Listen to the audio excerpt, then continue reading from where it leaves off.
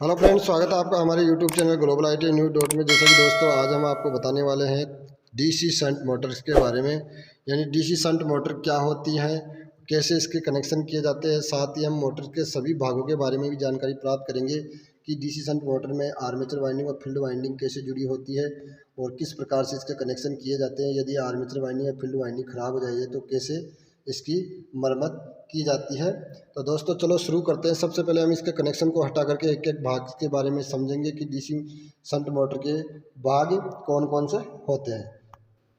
तो यहाँ पे दोस्तों हमने DC मोटर्स के जो कनेक्शन वगैरह है इन सभी को हटा दिया है और मोटर को यहाँ से हमने खोल लिया। यानी अब देखते हैं मोटर को खोल करके इसके सभी भागों के बारे में देखते हैं।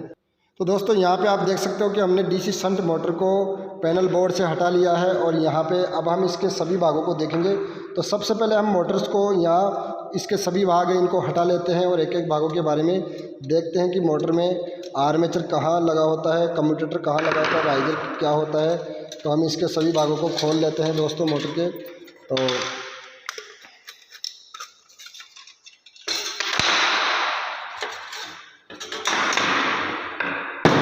मोटर को खोलने के लिए हमेशा मेलट का प्रयोग करना चाहिए या फिर आपके पास में कोई भी ऐसा पतला हथौड़ा वगैरह हो उसका प्रयोग करना चाहिए दोस्तों। तो हम इसके एंड कवर और फ्रंट कवर को हटा लेते हैं।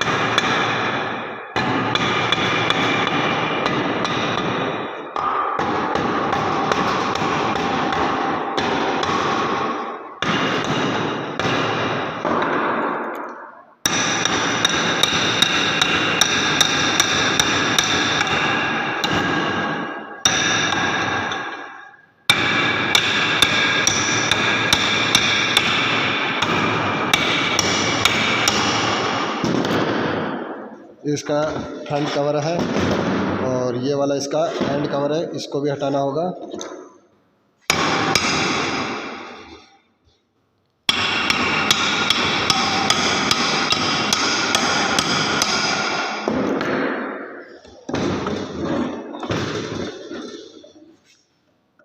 तो दोस्तों मोटर के सभी भाग हमने खोल लिए हैं और अब देखते हैं हम इसके भागों के बारे में। यहाँ पे आप देख सकते हो दोस्तों, ये हमारे पास में फ्रंट कवर है और ये एंड कवर है। दोस्तों ये जो आपको दिखाई दे रहा है इसे आर्मेचर कहा जाता है।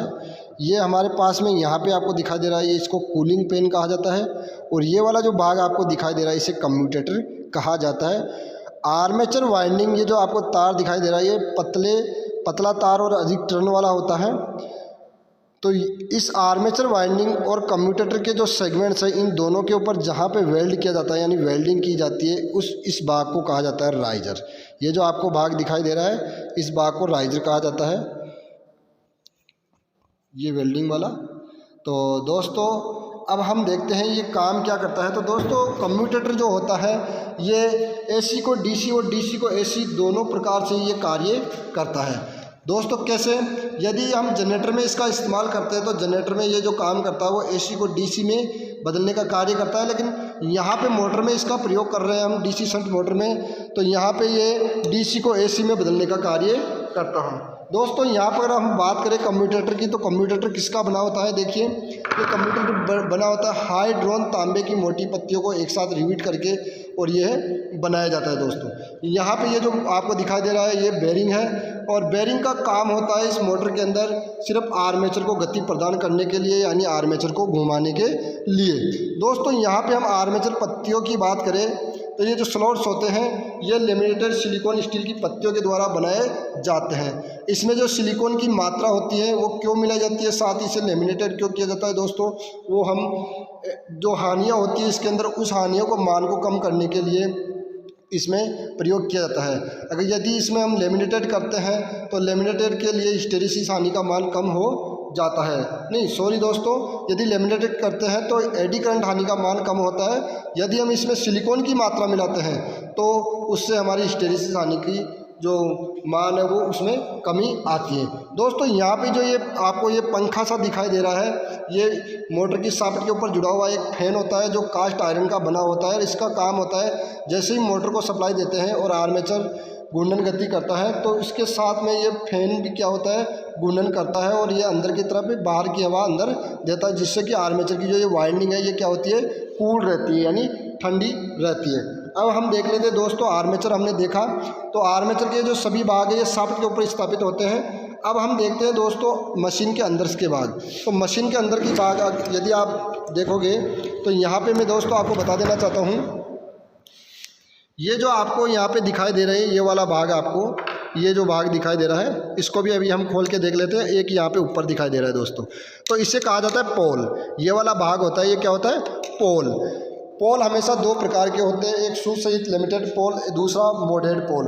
तो यहाँ पे जो आपको पोल दिखाई दे रहा है, तो यहाँ आप ऊपर देख सकते हो, इस पोल्स को देखो, यहाँ पे नट बोल्ट के माध्यम से कसा हुआ है। तो जिस भी पोल को नट बोल्ट के माध्यम से कसा जाता है उस पोल को सुसहित लिमिटेड पोल कहा जाता है। यदि इस पोल को इस मशीन के ढांचे के साथ ही रिविट करके और तैयार किया जाता तो उसे फिर मोडेड पोल कहा जाता है। दोस्तों पोलों का काम क्या होता है, यहाँ पे चुंबकीय क्षेत्र या जो वाइंडिंग होती है इस फील्ड वाइंडिंग को स्थापित करके और चुंबकीय क्षेत्र पैदा करने का कार्य जो होता है वो पोल्स के द्वारा ही किया जाता है। मशीन के अंदर न्यूनतम हम 2 पोल प्रयोग कर सकते हैं और अधिकतम यदि पोलों की संख्या प्रयोग करनी हो तो हम 8 पोल मशीन में प्रयोग कर सकते हैं। ये जो फील्ड वाइंडिंग होती है दोनों पोलों के मध्य आप देख सकते हो, यहाँ पे एक पोल यहाँ आपको ऊपर दिखाई दे रहा है और एक पोल आपको नीचे दिखाई दे रहा है। दोनों पोलों के मध्य एक ये वाइंडिंग है और दूसरी यहाँ ऊपर वाइंडिंग है। ये सीरीज क्रम में होती है।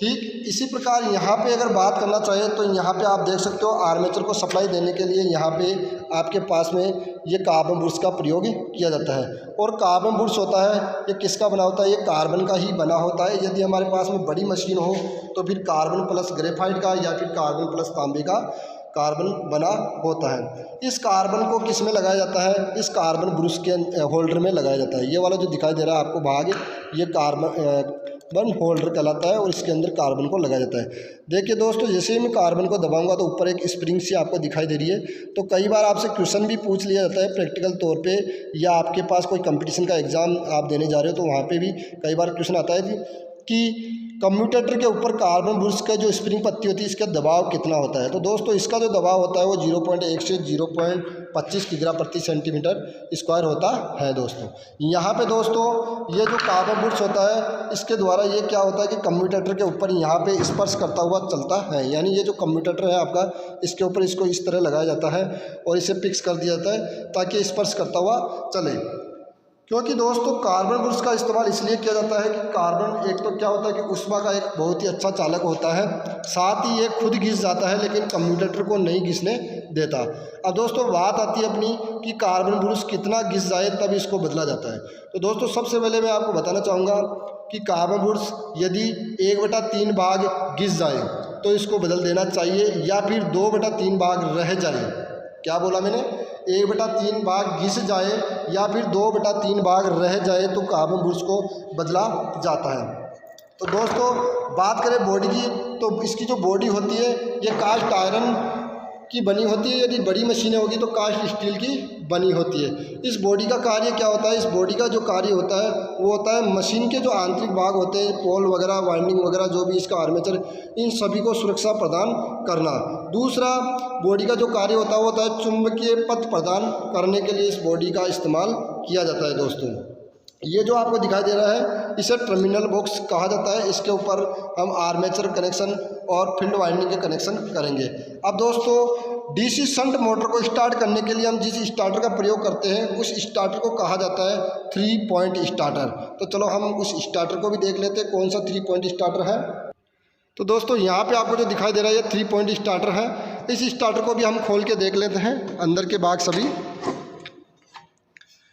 तो यहाँ पे देख सकते हो दोस्तों ये वाला जो भाग होता है इसे हैंडल कहा जाता है। ये आपको जो दिखाई दे रहे हैं इसको स्टड कहा जाता है और ये जो आपको दिखाई दे रही है इसको एनवीसी कहा जाता है।